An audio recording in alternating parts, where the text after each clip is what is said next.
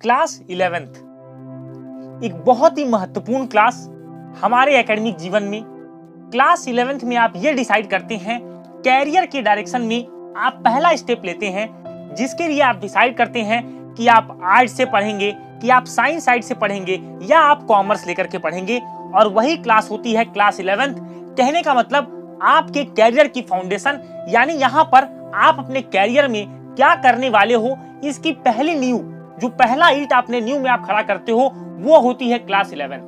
तो दोस्तों आज हम जानेंगे कि क्यों ये क्लास इतना महत्वपूर्ण है, किस तरह से हमें क्लास 11th की स्टार्टिंग करनी चाहिए, जिससे कि हम अपने बोर्ड्स क्लास 12th को भी अच्छा कर पाए और अपने कैरियर वाइज अपने कैरियर के पहले स्टेप को अच्छे से अच्छा आप एग्जीक्यूट कर पाए।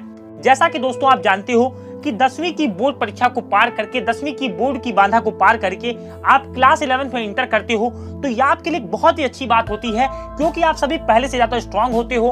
आपने बोर्ड की परीक्षा दी होती है, जो कि एक हाई प्रेशर एग्जाम होता है, उसको क्लियर करके आप क्लास 11th में पहुंचते हो। अगर आप क्लास 11th को ध्यान से देखो तो क्लास 11th का जो साल होता है वो ये होता है कि हम इस साल अपने क्लास 12th के लिए अच्छी तैयारी, मतलब अपनी क्लास 12th की तैयारी के लिए आधार बना सकते हैं, अपना बेस हम क्लास 11th बना सकते हैं। दोस्तों मैं ऐसा मानता हूं कि क्लास 9th और 11th ये क्लासेस क्लास 10th और क्लास 12th से टफ होती हैं। उसका मैं आपको सिंपल सा रीजन बताता हूं कि क्लास 9th और क्लास 11th में आपकी चीजें एक का एक बदलती हैं और आप इलेबोरेट करके पढ़ते हो। जो साइंस की किताब आप 15-16 चैप्टर में पढ़ते हो क्लास 10th में, वही आप फिजिक्स, केमिस्ट्री, बायोलॉजी के माध्यम से एक एक सब्जेक्ट में आप 15-16 चैप्टर पढ़ते हो। तो इसी बात से आप समझो कि आपका सिलेबस इलेबोरेट हो जाता है और बहुत सारे विद्यार्थी यहाँ पर घबरा जाते हैं। ये आपके लिए बहुत ही बेसिक क्लास है और बहुत ज्यादा आपकी मेहनत आपकी डिमांड करती है क्लास 11th, और आपके लिए कॉम्पिटिटिव एग्जाम के लिए बहुत इंपॉर्टेंट होती है। आप किसी भी एग्जाम को देखो, चाहे वो जेई हो, नीट हो, आप किसी भी एंट्रेंस एग्जाम को देते हो, आप इस बात को जरूर सुनते होगे कि 60% क्लास 11th आता है और 40% आपका क्लास 12th का सिलेबस उसमें वेटेज होता है। तो इसलिए क्लास 11th बहुत ही इंपॉर्टेंट है। आज हम जानेंगे कि आप क्लास 11th की स्टार्टिंग किस तरह से करें। देखिए दोस्तों, जैसा कि आपको पता है कि आपका जो आने वाला साल है, यानी 2022 का जो वर्ष है, इसमें आप ऑनलाइन एजुकेशन की तरफ बहुत ज्यादा खींचे हुए हो। आप देख रहे हो, प्रेजेंट सिचुएशन को भी आप देख रहे हो। तो क्लास 11th वालों के लिए एक अपॉर्चुनिटी है कि वो अपने कैरियर को शेप अप कर पाए और बहुत सारी नई नई चीजों को सीख पाए। आपको मैं बता देता हूं, अगर आप चाहते हो कि आप अपने कैरियर में अच्छा कर पाओ, तो क्लास 11th ही वो क्लास है जिसमें आप गलती करके सीख सकते हो। लेकिन क्लास 10th और क्लास 12th में आपके पास ऐसा मौका नहीं होता, क्योंकि बोर्ड्स के मार्क्स आपकी लाइफ में बहुत ज्यादा वैल्यूएबल होते हैं। पर क्लास 11th ऐसी क्लास है जहां पर आप अपने अंदर कुछ अच्छी हैबिट्स ला करके अच्छा भविष्य बना सकते हो, कुछ अच्छा कर सकते हो। सबसे बड़ी बात करते हैं कि क्लास 10th 11th की स्टार्टिंग कैसे करें। दोस्तों आपने अब्दुल कलाम के बारे में जरूर सुना होगा। अब्दुल कलाम ही कहते हैं कि आपको अगर कुछ बदलना है तो अपनी आदतों को बदलिए, क्योंकि वही आदतें आपका भविष्य बदल देती हैं। तो क्लास 11th में आपको यही करना है, अपनी हैबिट्स को आपको बदलना है। सबसे पहले जो आपको काम करना है वो आपको ये करना है कि आपको अपनी पढ़ने की एबिलिटी को बढ़ाना है। जैसा कि आप सभी जानते हो कि आप क्लास 12th में या क्लास 10th में आपने 3-3 घंटे के एग्जाम दिए हुए हैं। तो सबसे पहले आप क्या करो कि 3 घंटे बैठने का प्रयास करो। 3 आवर्स की सीटिंग में आप पढ़ने की कोशिश करो। ऐसा मत करो कि आप 10-12 घंटे का प्लान बना लो और कुछ भी एग्जीक्यूट ना कर पाओ। आप क्या करो कि 3 घंटे का एक छोटा सा प्लान बनाओ कि मैं किसी भी तरह पहले 3 घंटे पढ़ाई करूंगा, 3 घंटे में लगातार बैठूंगा। इस बीच मैं उठने वाला अपने चेयर से नहीं हूं, मैं अपने टेबल से नहीं उठूंगा। मैं अगर पढ़ रहा हूं तो 3-3 घंटे के स्लॉट में मैं पढ़ाई करूंगा।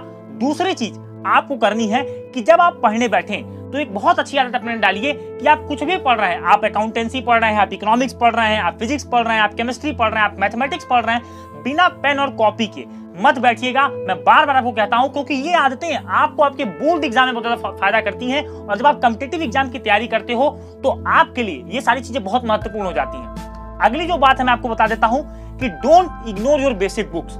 आप किसी भी लोगों को देखोगे, चाहे वो आईआईटी का एग्जाम देता है, चाहे वो नीट का एग्जाम देता है, चाहे वो कोई भी एंट्रेंस एग्जाम देता है, या आप किसी भी अच्छे स्कूल में, किसी भी अच्छे कॉलेज में जाने के लिए आप एक एंट्रेंस एग्जाम को प्रिपरेशन करते हो, तो मैं आपको बता दूं कि उसमें जो सवाल पूछे जाते हैं वो कहीं ना कहीं आपके सिलेबस सही होते हैं। और ज्यादातर कंपटीशंस के आप सिलेबस देखोगे वो सीबीएसई बोर्ड के अकॉर्डिंग, यानी एनसीईआरटी पैटर्न के अकॉर्डिंग होते हैं।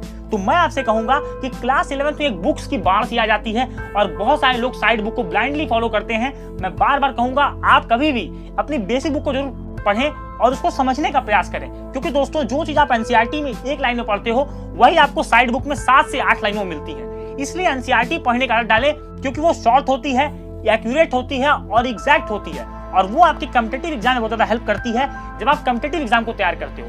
क्योंकि आप कॉम्पिटिटिव एग्जाम में 11th और 12th दोनों का तैयारी आपको करना होता है, दोनों का साथ आपको पढ़ना होता है, तो ऐसा नहीं होता पॉसिबल कि आपको सारी चीजें याद हो। इसीलिए आपको कहा जाता है कि आप एनसीईआरटी जरूर पढ़ें।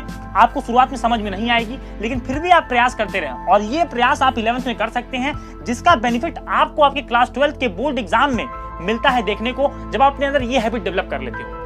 और मेरी रिक्वेस्ट आपसे ये है क्लास 11th के बच्चों से कि दोस्तों देखिए, सबसे पहले एक रूटीन में आ जाइए। बिना रूटीन के आपको सक्सेस कभी भी नहीं मिलेगी, ऐसा मेरा प्रैक्टिकल अनुभव है कि आप बिना रूटीन के कभी सक्सेसफुल नहीं हो सकते। इसलिए क्लास 11th एक ऐसी क्लास है जिसमें आप रूटीन बना सकते हैं। आपने अपना एक टाइम डिसाइड कर लिया कि मुझे 5 to 6 आवर्स पढ़ने हैं, मुझे इस टाइम सोना है, मुझे इस टाइम जगना है।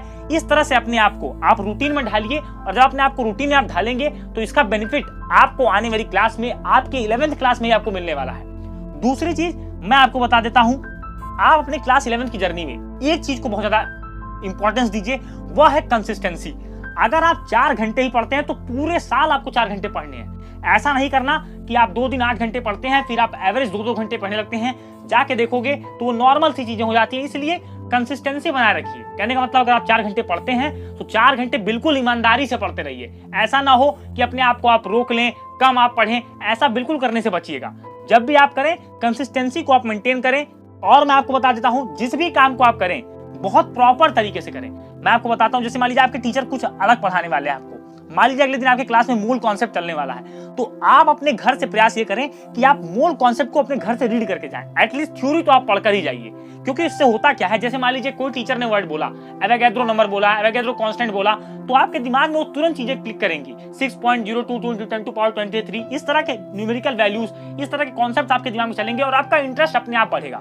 मान लीजिए कि न्यूटन का 3rd लॉ बोला गया कि every action there is equal and opposite reaction, और आप ये पढ़ चुके हो, आपको ये चीजें समझ में नहीं आती हैं, आपने थ्योरी पढ़ी, आपको सारी चीजें क्लियर नहीं हुई, पर जब टीचर आपको बताता है तो आप उससे इंटरलिंक कर पाते हो। ये जो हैबिट होती है आपके बोर्ड एग्जाम में आपके लिए बहुत कारगर होती है, क्योंकि देखिए बोर्ड में सभी जाते हैं तो हम सभी मैक्सिमम कोचिंग लेते हैं, क्लास में पढ़ते हैं, सेल्फ स्टडी करते हैं, तो यही एबिलिटी जो हम शुरुआत में तैयार रख के जाते हैं, ये सारी चीजें हमें फायदेमंद होती है जब हम अपने क्लास में बैठते हैं, अपनी कोचिंग में पढ़ते हैं, क्योंकि सारी चीजें हमारे कॉन्सेप्ट को पॉलिश करती हैं, और यही कॉन्सेप्ट को जा करके इसी के दम पे आप अपने क्लास 11 में एक्सेल करते हो, फिर आप क्लास 12th में बहुत अच्छा स्कोर कर पाते हो। अगली जो बात है, चेक योरसेल्फ टाइमली। हमेशा अपने आप को चेक करते रहें। चेक करने का मतलब समय समय पर रेगुलर बेसिस पे अपने आप का टेस्ट लेते रहें कि आप क्या सीख रहे हैं, आपकी तैयारी कितनी है, किस डायरेक्शन में आप जा रहे हो, क्या आप सही डायरेक्शन में जा रहे हो नहीं, ये सारी चीजें आपको चेक करनी है। अपने आप को आप चेक करते रहिए, जो क्वेश्चंस होते हैं एक्सरसाइज के उनको सॉल्व करिए, समय समय पर अपना खुद का टेस्ट लेते रहिए। और यहाँ से एक और एबिलिटी देखिए कि आप नोट मेकिंग करिए, और नोट मेकिंग इस तरह से करिए कि आपको कॉम्पिटिटिव एग्जाम देना है। मैं आपको बार बार कहता हूं कि आप क्लास 11th में परसेंटेज के पीछे मत भागें। क्लास 11th में आप कोशिश ये करें कि मैं ज्यादा नॉलेज एक्वायर करूं, जिससे कि, और हैबिट्स ऐसे डेवलप करिए जो आपके बोर्ड एग्जाम में भी आपको हेल्प करे और आपके कॉम्पिटिटिव एग्जाम में आपको हेल्प करे। तो नोट्स आप अपना सेल्फ बनाइए, सेल्फ चीजों को समझिए, क्योंकि मैं आपको बता रहा हूँ क्लास 11th एक बहुत ही अच्छी क्लास है। अगर आप इसका भरपूर आनंद लेके पढ़ेंगे तो आपको बोझ नहीं लगेगा। बहुत सारे बच्चे होते हैं जो क्लास 11th में आकर के डीरेल हो जाते हैं, ऑफ ट्रैक हो जाते हैं, वहां से आपको बचना है। इन सारी चीजों को आप समझिए, क्योंकि आप इतने मैच्योर हो चुके हो, क्लास 10th की जंग आप जीत कर आए हो, अब आपके सामने अगली क्लास 11th है। इसका स्वागत करिए, इसमें बहुत ज्यादा मेहनत करके पढ़िए। कुछ बातों जो आपको मैंने बताई हैं, इस तरह से अगर आप शुरुआत करते हो तो आप क्लास 11th में बहुत अच्छा करने वाले हो दोस्तों। और ये जो समय चल रहा है इसमें आपको घबराना नहीं है, सारी चीजों को ध्यान रखिए, एक प्रॉपर डाइट फॉलो करिए, प्रॉपर रूटीन को फॉलो करिए। तो दोस्तों उम्मीद है कि वीडियो आपको बहुत पसंद आया होगा। वीडियो को लाइक जरूर करें, वीडियो को जरूर शेयर करें, और चैनल को सब्सक्राइब करने मत जाइएगा। मिलेंगे दोस्तों अपने अगले वीडियो में, तब तक के लिए thank you and have a amazing day ahead.